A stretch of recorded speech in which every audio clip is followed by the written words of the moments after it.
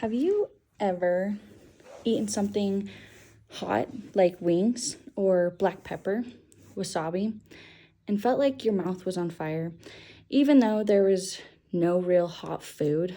The purpose of my speech today is to explain why certain foods feel hot and how the mouth and brain respond to these sensations, and why some people experience them more intensely than others. Understanding why foods feel spicy is important because it better helps us understand how our bodies interpret these sensations and why people react to the same foods but differently. I became interested in this topic about spicy foods because it's a common thing in everybody's everyday to day life. One time I was eating spicy wings, I could barely even finish my plate. So my mouth was on fire. The crazy thing is, my boyfriend was eating the same exact wings, not a problem at all. That made me wonder why we react so different and why it's the same exact food. So I learned a little bit about how the body and brain respond to these sensations with some research. Today, I'm excited to explain how these certain spicy foods interact with the mouth and the brain and make this sensation. Many people feel that food is hot not just because of temperature, but because of specific chemical compounds. According to the National Institutes of Health, capsaicin is a compound found in chili peppers that creates that sensation of burning, and this stimulates your receptors in the mouth. However, chili peppers are not the only food that create this effect. Black pepper contains the compound called pepperine, which produces a sharp heat, while foods like wasabi contain L-isonate, which create a strong nasal burning sensation. This is how each of the chemicals slightly feel a little bit different. Capsaicin creates that burning sensation on the tongue. Wasabi creates that burning sensation in the nose that can be felt there.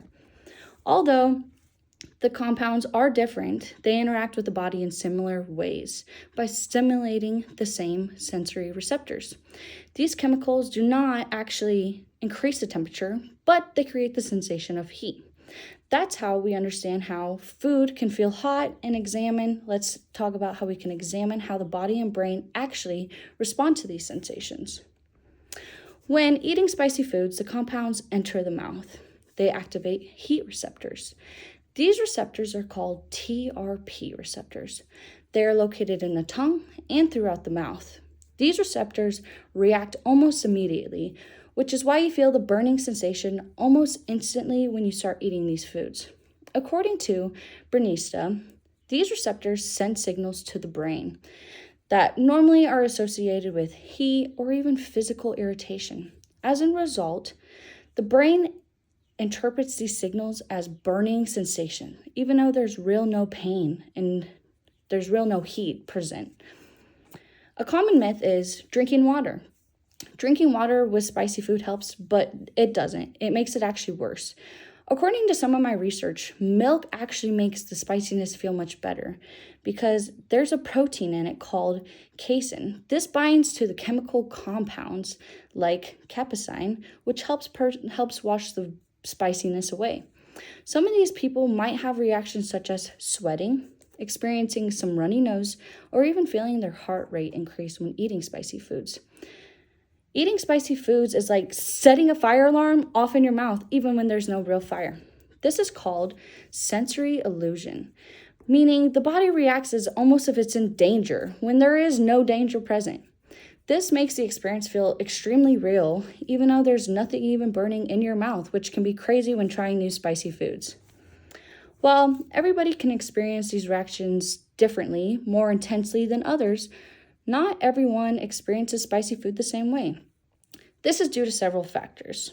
According to Harvard Health Publishing, repeated exposure of these foods can actually reduce the sensitivity over time. So, allowing these people to keep eating them, the individuals will build a tolerance over time. Genetic differences also can play a big role.